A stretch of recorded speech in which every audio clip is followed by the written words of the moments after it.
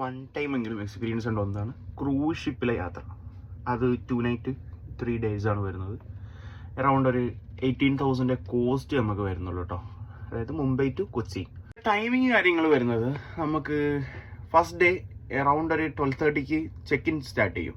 നമുക്ക് ഇവിടെ പോർട്ടിലെത്താം, Mumbai പോർട്ടിലെത്തി check in start ചെയ്യും. അറൗണ്ട് ഒരു 4:30 ഷിപ്പ് ഇവിടുന്ന് പോർട്ട് വിടല്.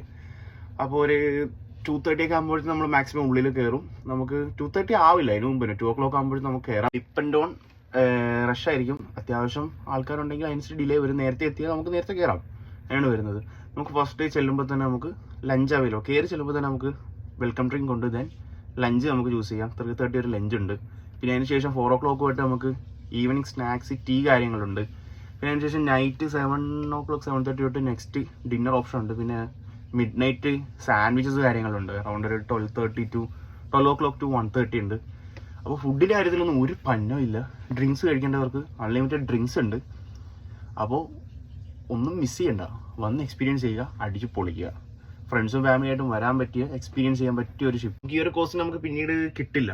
ഇതിപ്പോൾ ഓഫ് സീസണാണ്, മൺസൂണാണ്. അതുകൊണ്ടാണ് അതിൻ്റെതായ ചെറിയ ബുദ്ധിമുട്ടുകൾ കയറിയ ആ ടൈമിൽ ഉണ്ടായിരുന്നുള്ളൂ. അപ്പോൾ ഷിപ്പ് എക്സ്പീരിയൻസ് ചെയ്യണമെങ്കിൽ മാക്സിമം ഇപ്പോൾ ചെയ്യുക. കാര്യം റേറ്റ് കാര്യങ്ങൾ കുറവാണ്. 22,000 നമുക്കൊരു ബൈ ഫ്ലൈറ്റ് മുംബൈയിലേക്ക്, പിന്നെ അവിടെ നിന്ന് ഇങ്ങോട്ട് ഷിപ്പ് എല്ലാം കൂടി ചെയ്യുന്ന പറഞ്ഞു കഴിഞ്ഞാൽ എക്സ്പീരിയൻസ് ചെയ്യുക. ഒരു അടിപൊളി അവസരമാണ്. അപ്പോൾ ആരും മിസ്സാക്കണ്ട. അപ്പോൾ ഡു കോൺടാക്ട്.